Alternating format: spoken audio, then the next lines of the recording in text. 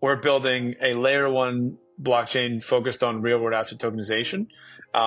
We have a niche of where we're trying to focus. We want to build, interesting use cases for RWAs. We want to build, infrastructure that supports the proliferation of these products, the distribution, so the secondary market liquidity, the composability with other types of financial primitives, whether that's lending and borrowing, on and off ramping into fiat, like all these things.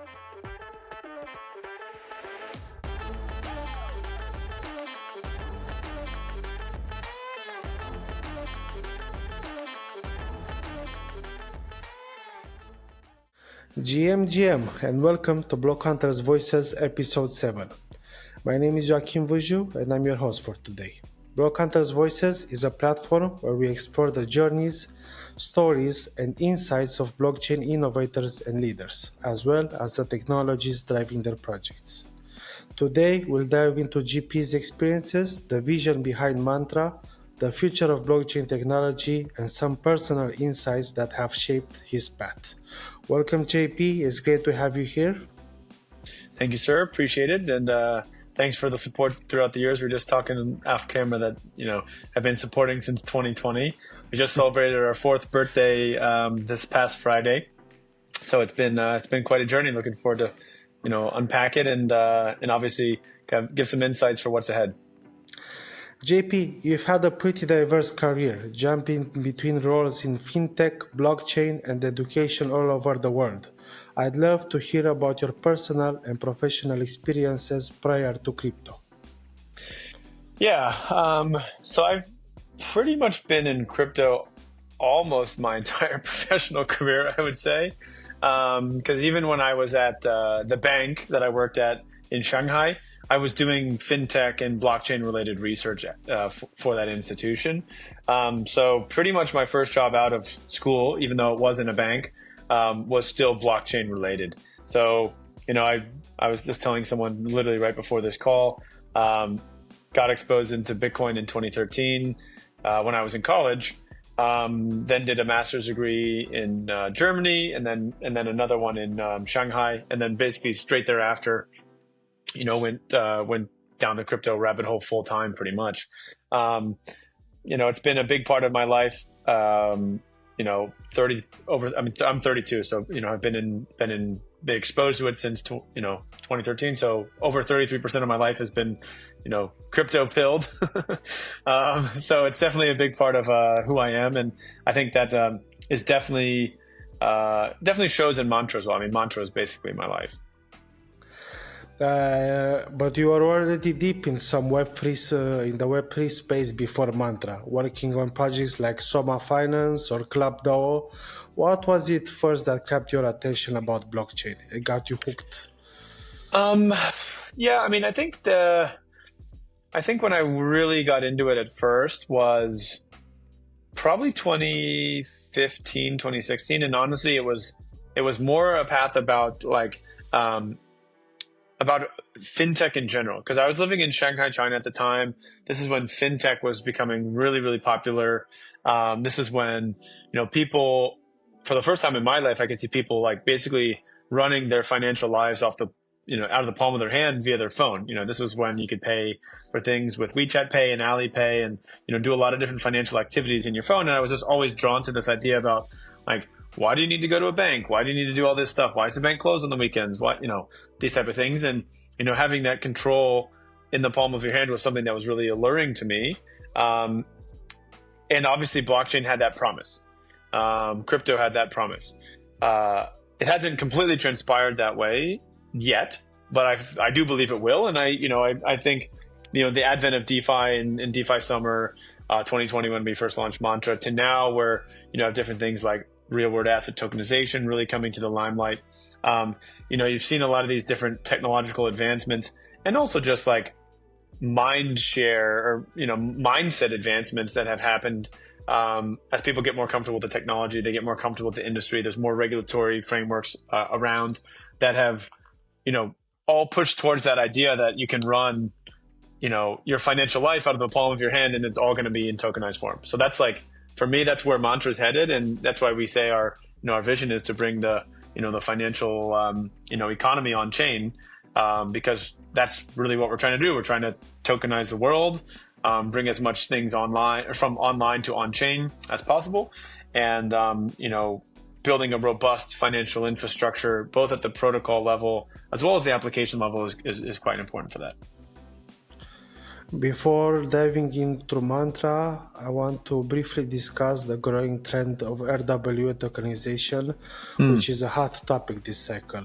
Stablecoins, for instance, showcase the value of instant global payments without intermediaries, with over 165 billion now circulating on public blockchains. We are also seeing a surge in tokenized T-bills, with big names like BlackRock and Franklin Templeton joining in. Since March, tokenized treasuries have grown from 700 million to 1.9 billion.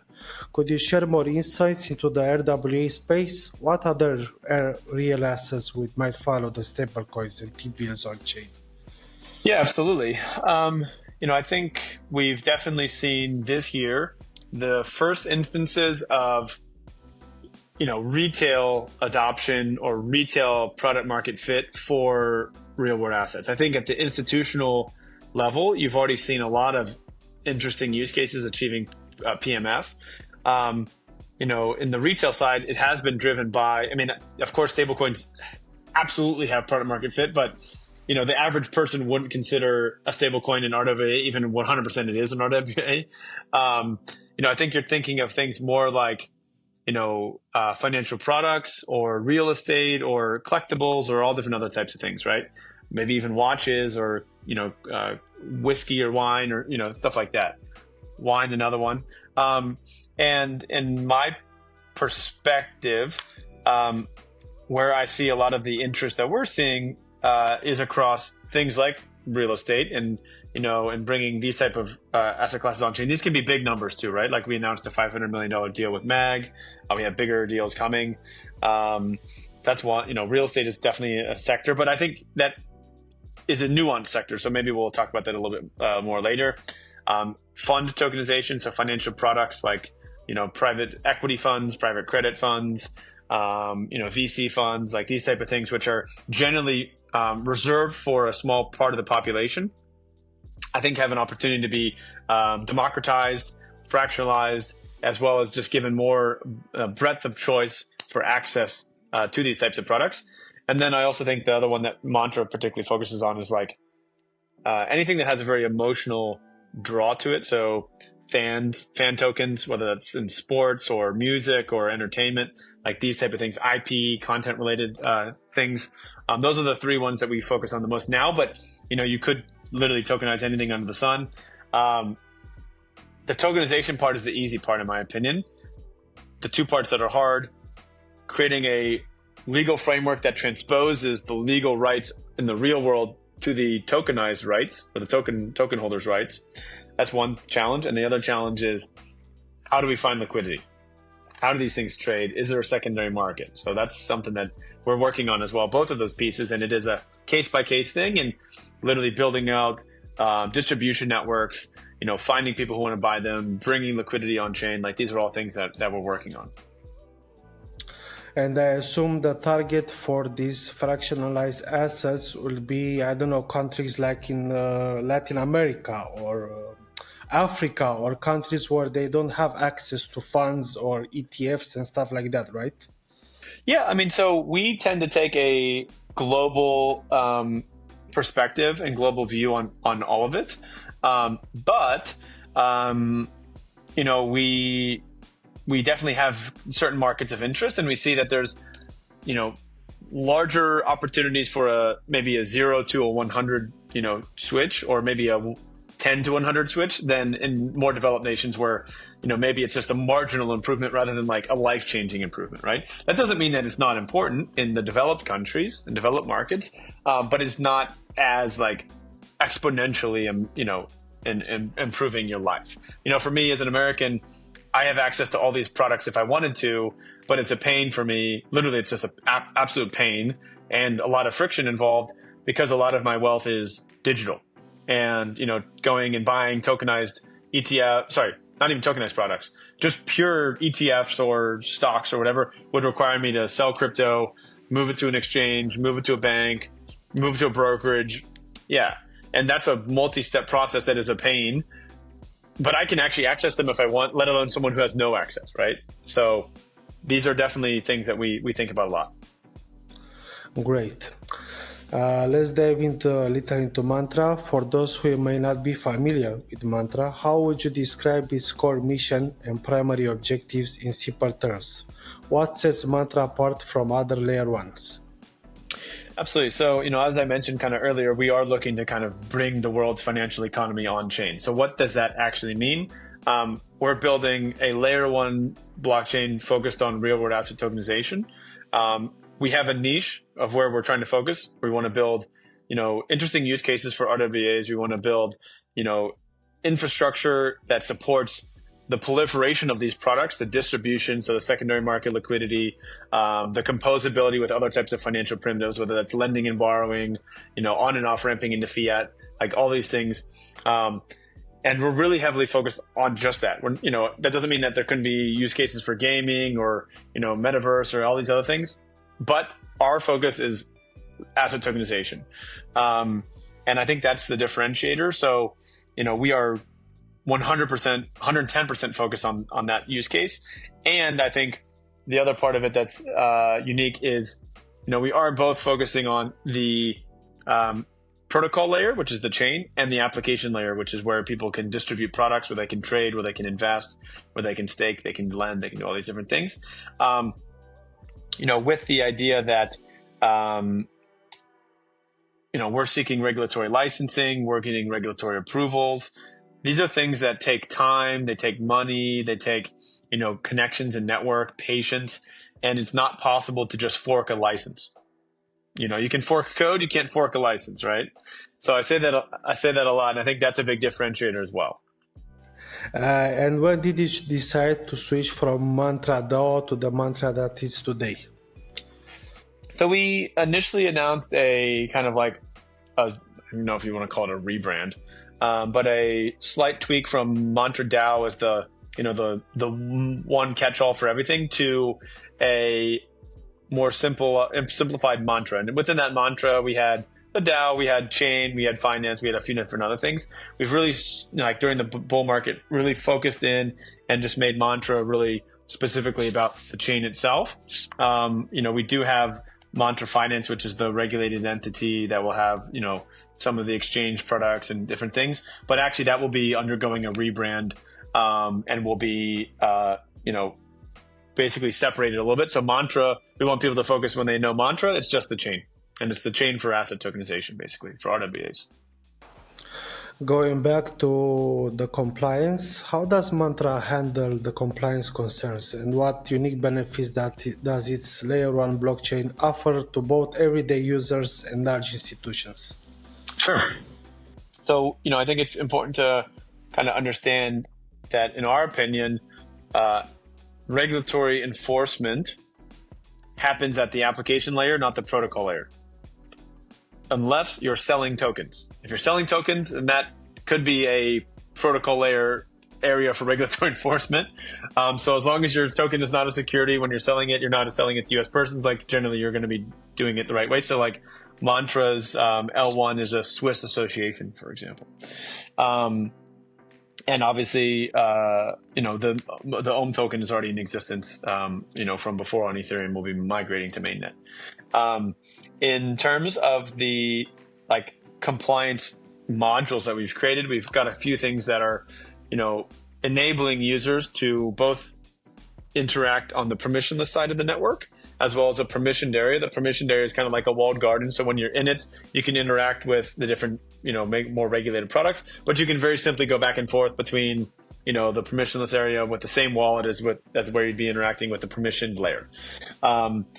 You have a decentralized ID, which is like a soulbound NFT idea that allows you to potentially identify yourself, but doesn't force you to identify yourself in order to access different types of asset classes in their full suite of economic, values that they're going to be bringing. But at the same time, it also gives you the ability to kind of triangulate between your on-chain identity, your real-world identity, maybe at a bank or a brokerage or something like this. So you can actually start having a very simplified like on and off ramping experience between your digital or tokenized wealth and your, let's call it real world wealth, if that makes sense. Additionally, this kind of guard layer that we've created, this permissioning layer, makes it very easy for developers and builders to not have to worry about, like, how do I create this, complex financial complex compliance model on chain. They can just create a compliance framework about who they should interact with, who can't interact with the product that they want. They have their own rules, and they can very easily click and say, okay, this country is not allowed, this type of investor can't touch this product, and it's all done at the smart contract level, so you don't have any ability to go around if you're not supposed to be interacting with, said asset, said product. And this is all based off of just regulatory requirements. Mantra leverages the Cosmos SDK and IBC protocol for secure cross-chain transactions. Why did you choose to build on Cosmos, and how does this integration benefit the overall functionality and scalability of the chain? Great question. So, it goes back to our early days of launching Mantra DAO. We built out a lot of validator infrastructure on Cosmos SDK, Cosmos Tendermint core chains, Kava, Band, Atom, et cetera, et cetera, et cetera. Really? I didn't know. Yeah, that. we ran validators. Yeah, we ran validators for all these things. So, we got very familiar with the network and kind of the tech stack, and we felt that it was a very strong and powerful toolkit for building, scalable blockchains. Then we really wanted the idea of building our own sovereign L1 network, because then you can update and abide by kind of changing compliance requirements and regulatory requirements as you need it. And I think IBC is an amazing protocol for bridging, honestly. And there's a lot of interesting teams within the Cosmos building different stuff that you can then piggyback off of. So there's all these different custom modules that you can say, okay, hey, this is great. We have a module that we use that Osmosis created, which is like a rate limiter. So you can, limit how many, tokens get minted. If there's like a hack, for example, it would kick in so that you don't have all the tokens get into circulation, like boom, like they have on Ethereum. Sometimes they have these like infinite mint issues where someone mints a gajillion tokens and then sells all of them and the token dumps like 99% kind of thing. So there's that's just one example. Or bring your own gas is what we call it, which is like, you can pay gas not only in Ohm but in USDC or other different types of tokens, or just to make the user or Atom, just to make the user experience better. So there's a number of reasons why we chose it, and I think there's a lot of Cosmos drama and politics, which is fine. Let people kind of do their own thing. I think that's a side effect of being a very decentralized ecosystem, and obviously heavily tech focused. And we're not shy to say that we're a part of the Cosmos ecosystem. That's like a whole big dramatic thing right now, but we haven't seen anyone who has any issues. Yeah, no, we have no issues, man. Listen, in our opinion, we're just going to do our thing. We're going to stay away from the drama. We don't want to have drama with anyone.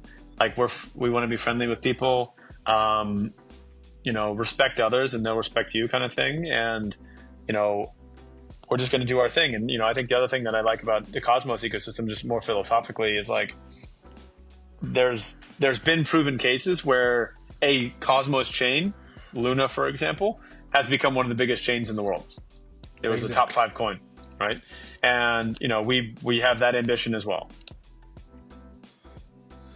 Moving to recent developments, the second testnet has been live for some time.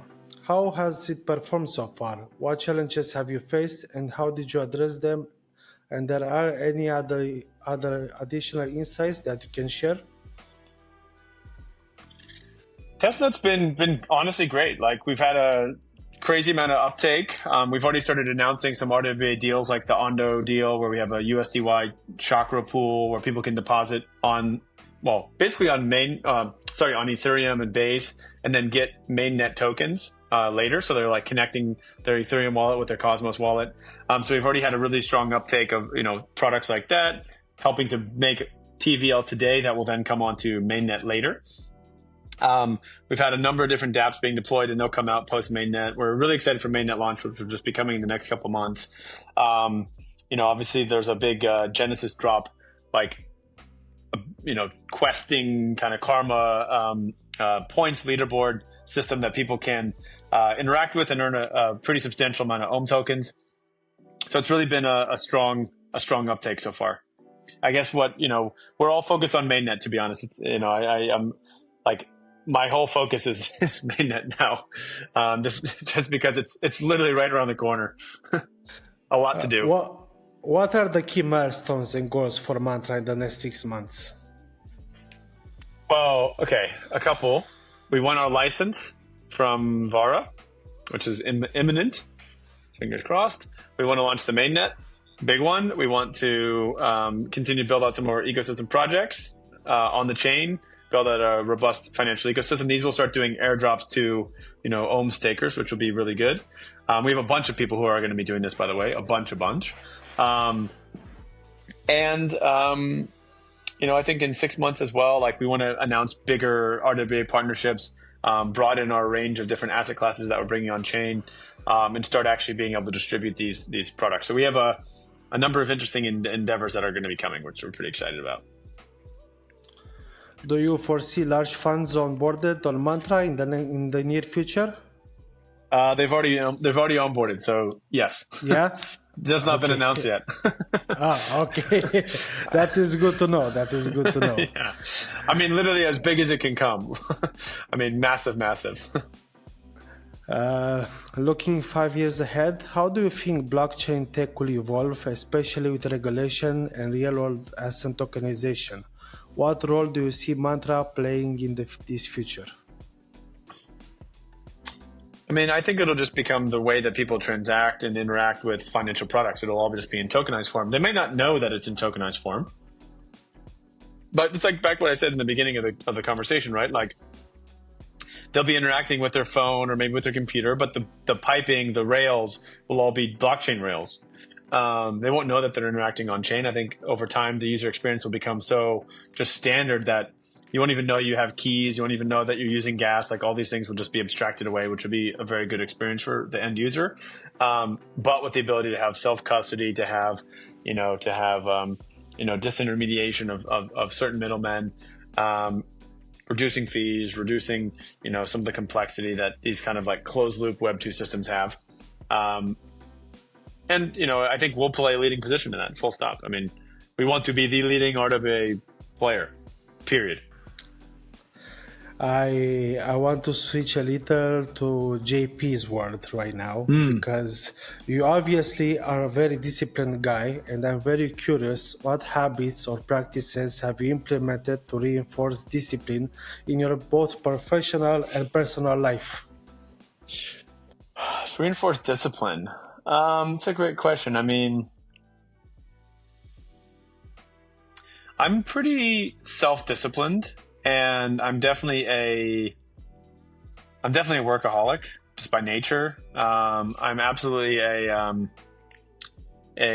kind of like hyperachiever, so that once I've done something, I immediately move on to what's next, which has some pros and cons. But I found that even though I'm working, or at least my mind is working, from basically the minute I wake up to the minute I go to bed on mantra-related things, you still need to find time to, I don't want to say not think about it so much, because I honestly just can't help it, but find ways to create some ability to relax. And that relax might not be the same for me, relaxing is actually like,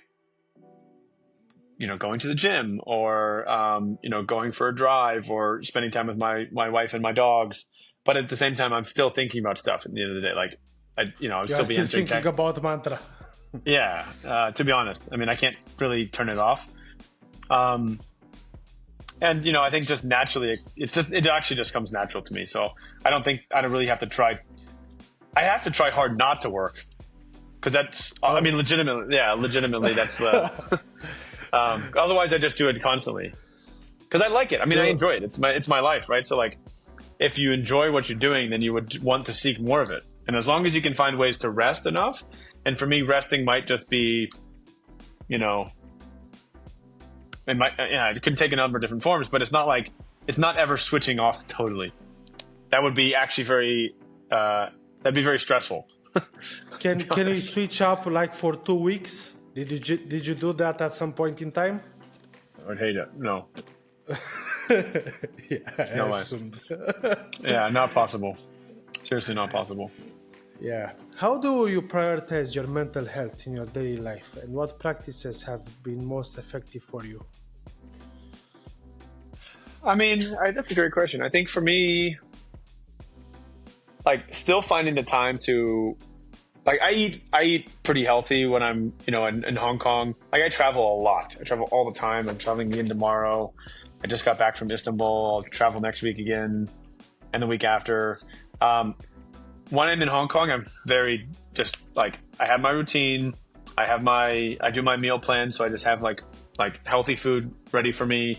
I have my gym sessions planned, so try to get physically active as much as possible. When I'm in Hong Kong, I try to exercise every day. When I'm out of Hong Kong, I try to exercise as much as possible. But it's not always possible when you're on the road, obviously.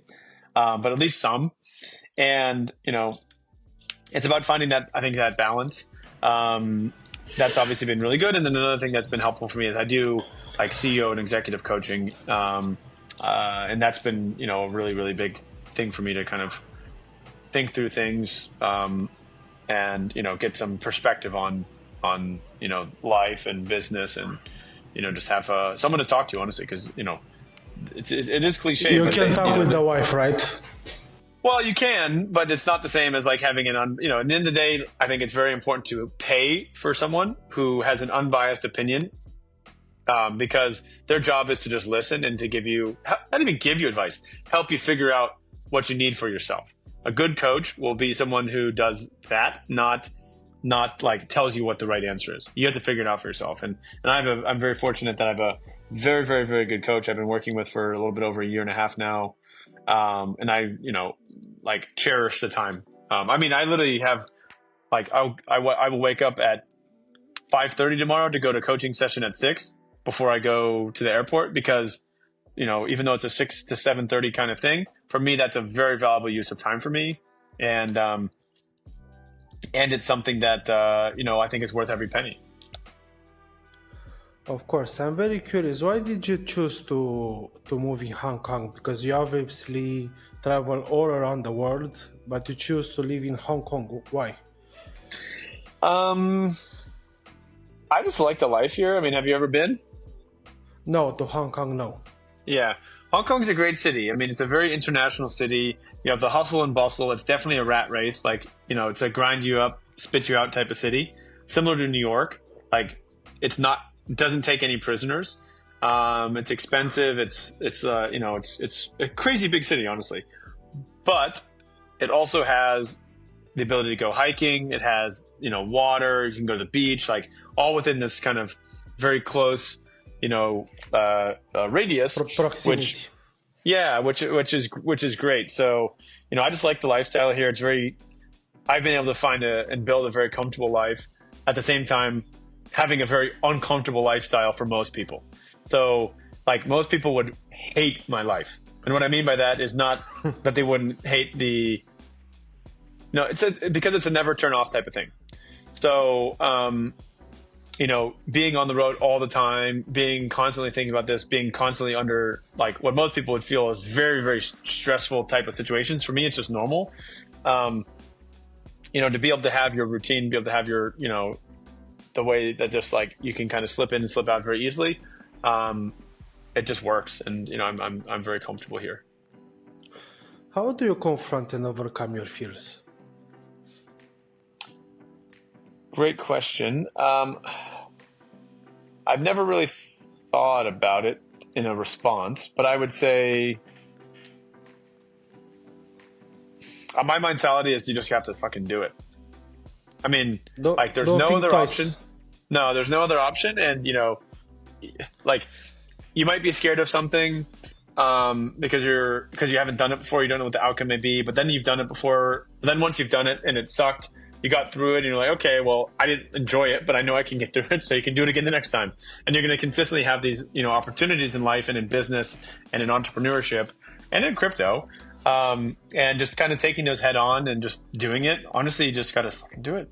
And I think for me, it's just, I know that there's no other option. And, I've built up a confidence that I can do, anything if I set my mind to it. And That it won't means be you easy, can it do won't be anything. fun. Yeah, I can. I mean, I have like, it doesn't mean that I'm not going to be scared of stuff, but I'm able to very much like face it pretty much head on and just say, hey, this is, it is what it is. I've dealt with this, or I've dealt with something similar, and I know I can get through it. And at the end of the day, one of the big realizations I had, last year through the coaching was like, I was meant for this job. I mean, I was meant to be a CEO. I was meant to, lead a company. And I don't have to think twice about whether or not that's a good thing for me and whether or not I'm on the right career path or something like that. Whether this is going to be the thing that's going to like change my life forever. I actually firmly believe it will. But I don't even mean financially. I just mean just like where this is headed. Building something meaningful. Yes, exactly. It will, like, I don't have to ever worry like if I'm doing the right thing or not. Like, I just got to go and do it. So it's like you've kind of taken off the training wheels and you're just going. So I'm fortunate that at 32 years old, I know exactly what I was meant to do in life, and I'll never have to, second guess that. And now it's like, okay, how can I be as good as humanly possible at this? So that just means like, okay, I'm going to work harder than everyone. I'm going to put in the time. I'm going to practice. I see this as like I'm a big sports guy. So like, I see like I've had my first professional contract. Now I want to win championships. I want to win MVPs. I want to win like, playoff games. I want to win all these things. And then, then you retire and you move on to the next thing in life. I don't think I'll ever retire. I mean, I'm already talking about like slightly jokingly, but also slightly serious, running for president someday. Cause God forbid, we definitely need it in the US right now. Our candidates are both, leave a little bit to be desired. Given your extensive experiences mentoring startups and working in various capacities within the blockchain space, what advice would you give to young entrepreneurs and developers who are just starting out in Web3? Get your hands dirty. Like, basically try everything and figure out what you really like, and ask a ton of questions, experiment, particularly if you're early. Like, just try, man. I think honestly, if I could tell anyone, just try it and do it now. Like, do it today. Don't worry about whether it's going to work. Don't worry about whether you're going to fail. Don't worry about, is this the right thing? Just try it, see how it goes, and then learn from it. And the faster you do that, the faster you're going to grow and the faster you're going to be, hyper successful. So I know that's scary. Most people are scared of the unknown. They're scared of what could happen. They're scared of failure. They're scared of, what are people going to think of me if this doesn't work? You just have to jump in the water, right? Yeah. Easier said than done. Absolutely easier said than done. I absolutely recognize that. But if you can do it, the first step, it's like swimming. Jump in, you'll figure it out, and then you can continually kind of grow and learn and improve on that first experience. But just do it now, because if you wait, you're going to miss your opportunity. Exactly. No time to waste, right? 100% no time to waste. Exactly right. Beyond your work at Mantra, what other trends or technologies in the broader crypto space excite you the most right now, and why?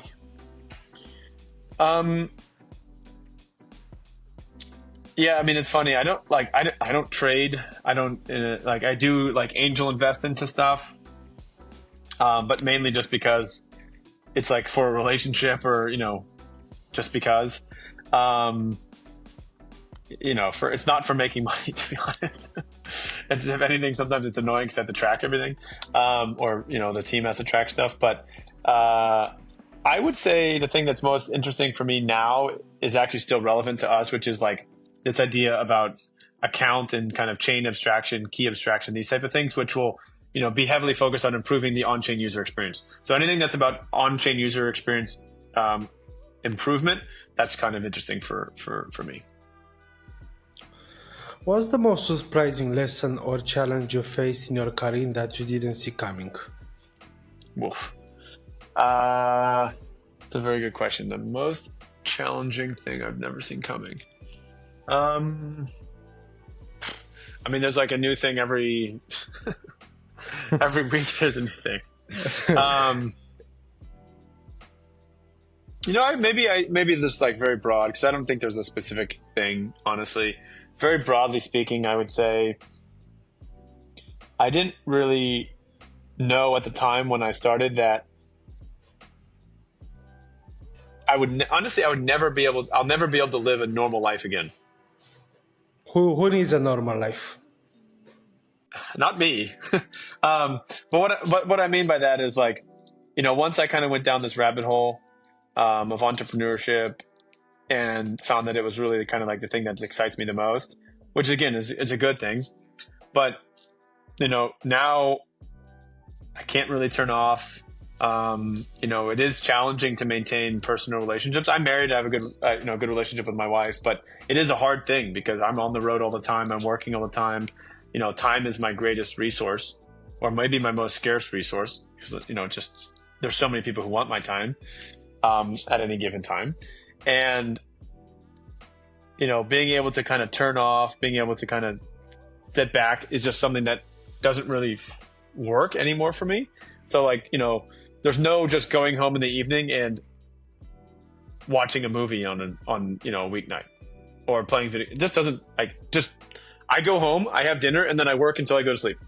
That's every day of the week. And even on the weekends, while it's a little bit more chill, I'm still doing stuff related to the business from the minute I wake up until the minute I go to bed, even if it's just understanding about industry trends, reading Twitter, like all these different types of things. So yeah, I think just knowing for me, and that I'm not saying that that's for every single person, but like that's just how I wouldn't change it. I wouldn't change anything, but it is something that I didn't realize going into it. But you have that feeling that you have to be hooked all the time, right? 100%. If I'm not, I don't like it, to be honest. I think I kind of talked to you about this idea about being hyperachiever. I would say I'm kind of addicted to the growth and the learning and like the challenges and the feelings of overcoming those challenges. And I'm even addicted to the failure, quote unquote. I wouldn't even call it failure because when you're failing, you're learning. And as long as you don't stop, you don't really fail, in my opinion. So. Exactly.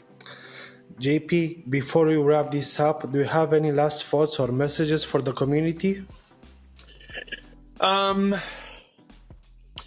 I mean, I guess having been doing this for 4 years now, we just celebrated the 4th birthday with Mantra.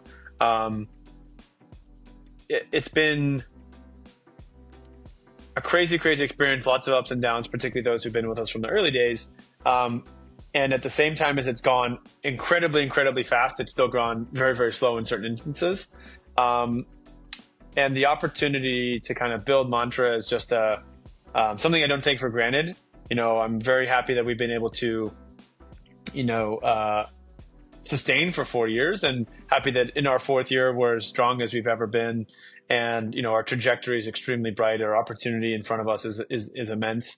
And, we're excited to capitalize on that and really, continue to build on our, more recent successes, learn from our, more recent, let's call it failures, however you want to call it, and continue to, create value and build things that our community wants, and do this for years to come. And, like I mentioned, we want to be an industry leading player, period, full stop. I have personal ambitions about where I want Mantra to be. I won't say those things because I don't want to give financial advice or for anyone to think about that on a public communication. But we are highly ambitious and extremely bullish about where we're headed, and just excited and appreciative for all the support we've had throughout the years. So thanks for that. Thank you very much, John. I know that your time is very valuable, and thank you for this. Thank you for hopping in here. And we are all eagerly anticipating the launch of Mantra's mainnet and the exciting milestones ahead. Thank you very much. Appreciate it. Thank you.